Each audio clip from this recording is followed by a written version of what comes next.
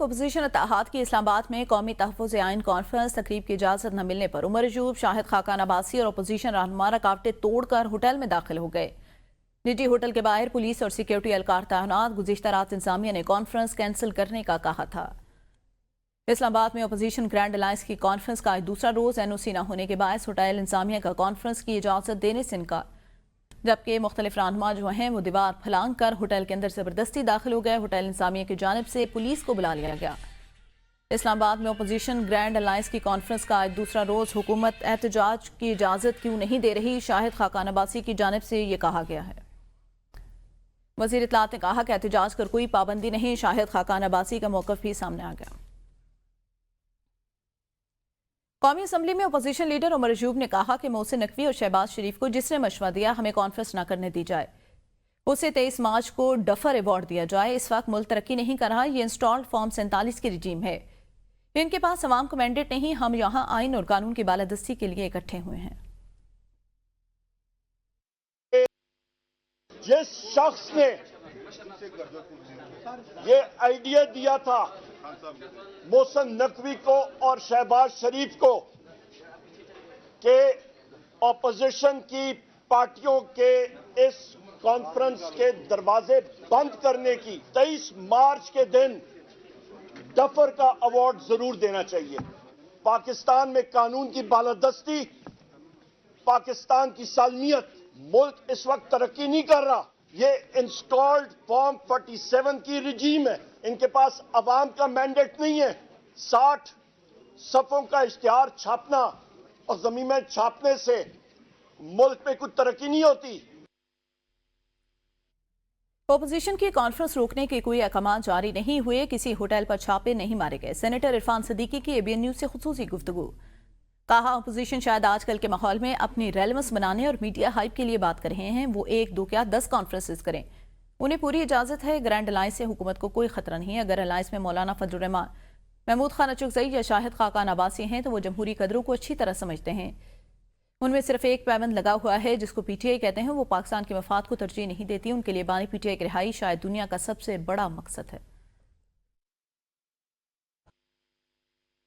उन्होंने ये ज़रूर कहा है जी कि हमें रोका जा रहा है या हमें, तो ऐसे कोई मैंने अपने तौर पे भी देखा है और चेक किया है, कोई ऐसे अहकाम जारी नहीं हुए, कोई इस तरह की कोई रेड नहीं हुए किसी होटल के ऊपर कि जी इनको क्यों करने दिया जा रहा है। वो 1 छोड़ के 2, 2 छोड़ के 10 कॉन्फ्रेंस से करें, उन्हें पूरी इजाज़त है, वो कर रहे हैं। नहीं, हुकूमत को कोई ख़तरा नहीं है। इस तरह के अलायंसेस हमेशा बनते रहे हैं, हुकूमतें चलती रही हैं। वो अब एक और तहरीक करने जा रहे हैं जिसके बारे में पता नहीं उन्होंने अपने एलाइज को इन कॉन्फिडेंस लिया है। चेयरमैन तहरीक इंसाफ बैरिस्टर गौहर कहते हैं 26वीं आईनी तरमीम हर सूरत वापस होनी चाहिए। मौलाना फजलुर रहमान के साथ 26वीं आईनी तरमीम की किसी भी शिक पर इत्तफाक नहीं हुआ था। क्या 26वीं तरमीम को रोकने का कोई तरीका नहीं? हमारे पास कोई भी पेशावर हाई कोर्ट नहीं गया। खैबर पख्तूनख्वा में सेनेट के इलेक्शन रोके गए, तहरीक इंसाफ को मखसूस नशिस्तें नहीं दी गई। हमें अपने गिरेबान में झांकना होगा, खुद एहतसाबी करना होगी। दुनिया के किसी मुल्क में असम्बलियां तहलील नहीं होती। क्या कोई जमात अदालत में गई कि कबल इस वक्त इलेक्शन कराए जाएं? PTI पावर शेयरिंग पर नहीं, अवामी ताकत पर यकीन रखती है। सलमान अकरम राजा कहते हैं माजी में बहुत गलतियां हुई मगर हमने माजी में नहीं जाना। इस तमाम अमल ने पूरी कौम को मुत्तहिद कर दिया। ये सियासत नहीं, शराफत का मामला है। पाकिस्तान के नौजवान चाहते हैं उन्हें सुना जाए। वो भेड़ बकरियां नहीं। आप खैर मुंतखब हुकूमत को सिंध, पंजाब और विफाक में मुसल्लत करके सुर्ख सफेद के मालिक बन गए। अगर आज हम सब इकट्ठे हुए तो मिलकर आवाज उठाएंगे। कोई हमारे सामने नहीं रुक सकता। हमारे नफाक ने खैर जमहूरी कुव्वतों को हौसला दिया। सलमान राजा ने मजीद क्या कहा, आइए देखते हैं। आज ये सिर्फ सियासत का मामला नहीं रहा, ये शराफत का मामला बन चुका है। जिस तरह घरों को, चादरों को, चार दीवारियों को पामाल किया गया है, पूरी कौम आज मुत्तहिद है कि ऐसा हमें मंजूर नहीं है। खैबर पख्तूनख्वा के किसी गांव का नौजवान हो या किला सैफुल्लाह का कोई नौजवान हो या पंजाब के तूल अर्ज के नौजवान हो, वो सब शराफत चाहते हैं। वो सब चाहते हैं कि इज्जत नफ्स हो। वो सब चाहते हैं कि उनकी आवाज सुनी जाए। वो भेड़ बकरियां नहीं हैं। शाहिद खाकान अब्बासी कहते हैं चीफ जस्टिस के पास पावर नहीं। यहाँ KP और सिंध केनाल की बातें हुई। शहबाज शरीफ ने कोई एक रिफॉर्म नहीं की, बस अपने और अपने बच्चों के केस माफ कराए। वाहिद हल शफाफ इंतखाबात हैं। अगर आप बात नहीं करेंगे तो हमें भी कोई नहीं करने देगा।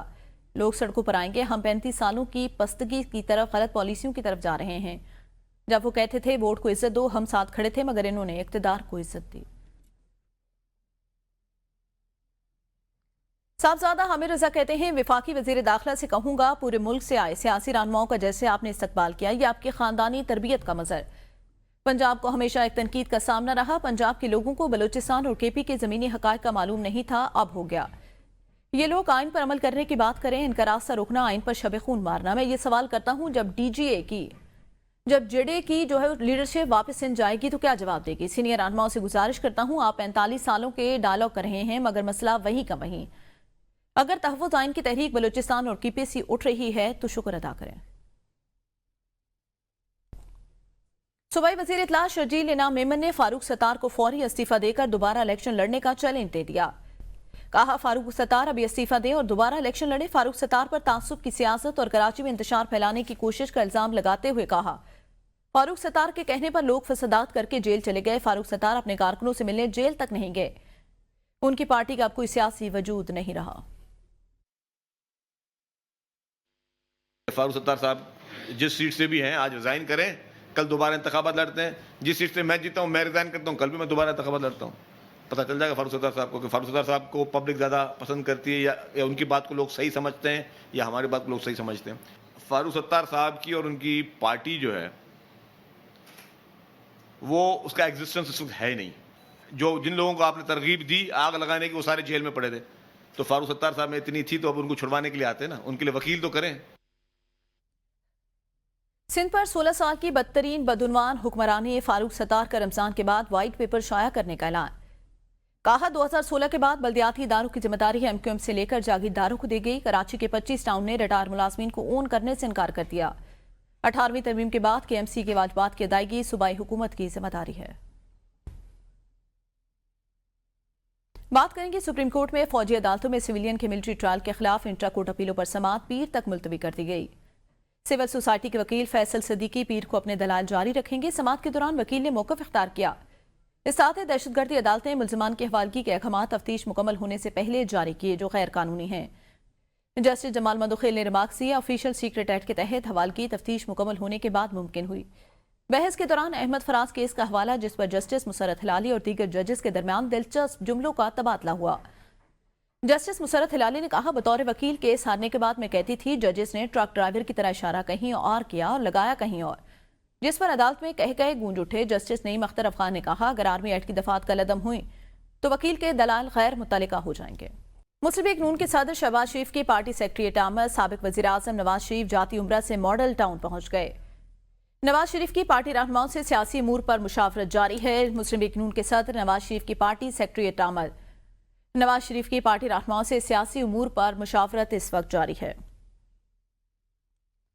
अहम खबर दें आप दो, मुस्लिम लीग नून के सदर नवाज शरीफ इस वक्त सेक्रेटरीट पहुंच चुके हैं, जहां पे मुख्तलिफ पार्टी रहनुमाओं से उनकी मुलाकात इस वक्त जारी है। मुस्लिम लीग नून के सदर मियां नवाज शरीफ सियासी मैदान में मुतहरिक। केपीके से एएनपी के रहनुमा जाहिद खान ने नून लीग में शमूलियत इख्तियार कर ली। जराए के मुताबिक सूबाई सदर अमीर मकाम ने जाहिद खान की मुलाकात नवाज शरीफ से करवाई। मुस्लिम लीग नून के सदर नवाज शरीफ सियासी मैदान में बाकायदा तौर पर मुतहरिक हो गए। केपीके से एएनपी रहनुमा जाहिद खान ने नून लीग में शमूलियत इख्तियार कर ली। सूबाई सदर अमीर मकाम ने जाहिद खान की मुलाकात नवाज शरीफ से कराई। कौमी तहफ़्फ़ुज़ आइन कॉन्फ्रेंस से खिताब करते हुए मुस्तफा नवाज खोखर ने कहा, इस वक्त मुल्क में आइन नाम की कोई चीज़ मौजूद नहीं। रियासत के साथ शहरियों का मुआहदा खत्म कर दिया गया। पीका कानून के बाद इस मुल्क में आज़ादी इज़हार राय खत्म कर दिया गया। आज आम शहरी की आवाज़ को दबाया गया। आज शहरियों की असम्बली की आज़ादी को खत्म किया गया। अपोजिशन की कॉन्फ्रेंस को रोकने के लिए किस तरह सिक्योरिटी फोर्सेस के दस्ते भेजे गए। हालात बनाए गए, यहाँ पर अपोजिशन की कॉन्फ्रेंस को होने से जिस तरीके से रोका गया, अपोजिशन की जो कॉन्फ्रेंस है उसको किसी भी सूरत ना होने दिया जाए। इस वक्त इस मुल्क के अंदर माशी बहरान अपने अरूज पर है, सियासी बहरान अपने अरूज पर है। आइन नाम की कोई चीज मौजूद नहीं। आपका मेरा इस मुल्क के हर शहरी का रियासत के साथ जो मुआहदा था, उस मुआहदे को खत्म कर दिया गया। इस मुल्क के शहरी किसी भी जगह इकट्ठे होकर अपनी गुफ्तगू कर सकते हैं। हम ये तवक्को करते हैं, पाकिस्तान ये तवक्को करता है, हम ये डिमांड करते हैं कि वो लोग मुस्तफी हो। वो अब इन ओहदों पर बैठे रहने के काबिल नहीं है। आगे बढ़े, आपको बताएं कामरान मुर्जा कहते हैं इस कॉन्फ्रेंस को कामयाब बनाने में हुकूमत ने पूरा किरदार अदा किया। मेरा सवाल है, आइन की बालादस्ती और हुक्मरानी क्या 2 सालों में कॉम्प्रोमाइज हुई या पाकिस्तान बनने से ऐसा है कि आप 15-20 लोगों से मिसिंग पर्सन नहीं। जब आप हथियार उठाए गए तो हमें यह तहरीक याद आ गई कि माओ बच्चों के बहनों के बच्चे उठाए गए। सिंध पंजाब से आए लोगों ने जो है वो पुरसा दिया। हम सब ने मिलकर जब पुराने सेटअप को हटाया तो उसके बाद स्टैब्लिशमेंट ज्यादा दखेल नहीं हो गई। जब तक हम इस मसले को हल नहीं करते ऐसा होता रहेगा। स्टैब्लिशमेंट इस वक्त तक हमारे भाई हैं जब तक वो सब्ज किताब के दायरे में है। 26वीं तरमीम पर हमें मुजरिम समझा जाता है। क्या मौलाना ने पीटीआई को एतमाद में नहीं लिया? लोग कहते हैं अदालतों का बेड़ा गर्क हो गया। जी हो गया, मगर क्या 100 दिन पहले अदालतें ठीक थीं? सेनेटर अल्लामा राजा नासिर अब्बास कहते हैं अवाम के बिना कोई क़यादत नहीं होती। जब लीडरशिप बोलती है, हरकत करती है, अवाम समझते हैं हम कर रहे हैं। आज अगर सियासत जिंदा है तो बानी पीटीआई की वजह से। अगर वो झुक जाता तो आज हम यहाँ ना बैठे होते। तहरीकें 2 तरह की होती हैं। अगर रिफॉर्म्स के रास्ते बंद करें तो या तो मुल्क टूटेगा या इनकलाब आएगा। सारी खराबियां पावर पॉलिटिक्स की वजह से हैं। हम फौज के दुश्मन नहीं। अभी नए सोशल कॉन्ट्रैक्ट की बात हुई, उसे संजीदा लिया जाए।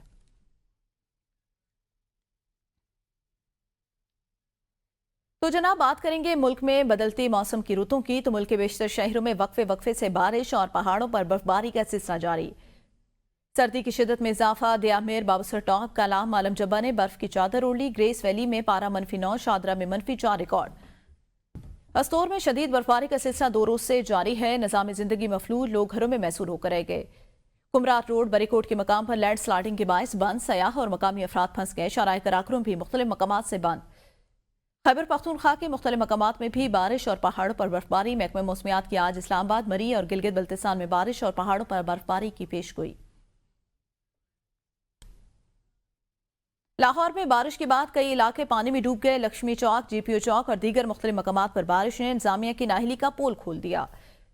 बारिश और नाकिस इंतजामात ने शहरियों को दोहरी अजियत में मुब्तला कर लिया। हमारे नुमाइंदे अली नासिर मजीद अहवाल बताएंगे। जी बिल्कुल, इस वक्त शहर लाहौर मुकम्मल तौर पर बादलों की है और रात भर से लाहौर के अंदर बारिश का सिलसिला जारी है। कभी तेज़ बारिश होती है, कभी हल्की बारिश होती है और आज सुबह से यही सूरत हाल है। हम देख रहे हैं कि लाहौर के जो नशेबी इलाके हैं उसमें वहाँ पर अभी तक पानी जमा है। आप मेरे पीछे देख सकते हैं कि पानी अभी भी नहीं निकाला जा सका। बारिश को रुके हुए घंटा हो चुका है, लेकिन अभी भी लक्ष्मी चौक का जो एरिया है वहाँ पर पानी मौजूद है। इसके अलावा शिमला पहाड़ी और माल रोड के कई एरियो के अंदर पानी जमा है। वासा इंतजामिया की जानिब से कोशिश की जा रही है पानी निकालने की, लेकिन अभी तक पानी नहीं निकाला जा सका। इस पानी को ना निकाले जाने की वजह से गाड़ियां जब गुजरती हैं पानी उछाल कर पैदल चलने वालों को ऊपर फेंकती हैं, जिसकी वजह से पैदल चलने वालों के कपड़े ख़राब हो रहे हैं और साथ साथ हम देख रहे हैं कि मोटरसाइकिलें बंद हो रही हैं। आने जाने के लिए लोगों को मसाइल का सामना करना पड़ा। मुख्तलिफ मकामात पर हम देख रहे हैं कि ट्रैफिक जाम है, जगह जगह पानी खड़े होने की वजह से। तो ये अजियत लाहौरियों को देखनी पड़ रही है। दूसरी महकमा मौसमियात का यही कहना है कि आइंदा 12 घंटों तक इसी तरह शहर लाहौर बादलों की लपेट में रहेगा और हल्की हल्की वक्फे से बारिश होगी। हम देखते हैं कि अचानक बारिश शुरू हो जाती है, जो कि बहुत तेज़ बारिश होती है। 5-10 मिनट तक बारिश जारी रहती है, फिर उसके बाद रुक जाती है और ये सिलसिला रात भर से जारी है और अभी भी शहर लाहौर बादलों की लपेट में है। रावलाकोट शहर और गिरदुनवा में मूसलाधार बारिश का सिलसिला जारी, जबकि बुलंदोबाला पहाड़ों पर बर्फबारी का आगाज। मुनीब अजीज मजीद बताएंगे। जी बिल्कुल, इस वक्त हम मौजूद है रावलाकोट शहर में। गुज़श्ता 2 दिन से जो हल्की बारिश का सिलसिला जारी था, आज सुबह सवेरे तेज़ बारिश का सिलसिला शुरू हो चुका है। अगर यहाँ पर बात की जाए रावलाकोट के गिरदोनवा और सियाती मकामात तोलीपीर, बंजोसा और सिंगोला की, तो इन पहाड़ों पर बर्फबारी का आगाज़ हो चुका है। ज़िला इंतज़ामिया की जानिब से जो रेस्क्यू इदारे हैं उन्हें भी हाई अलर्ट कर दिया गया है और शहरियों से भी अपील की गई है कि वो गैर ज़रूरी सफ़र से इजनाब करें और नदी नालों के पास जाने से गुरेज करें। अगर यहाँ पर बात की जाए रावलाकोट शहर से दीगर मकामात पर जाने वाली जो शारात हैं वो इस वक्त खुली हैं।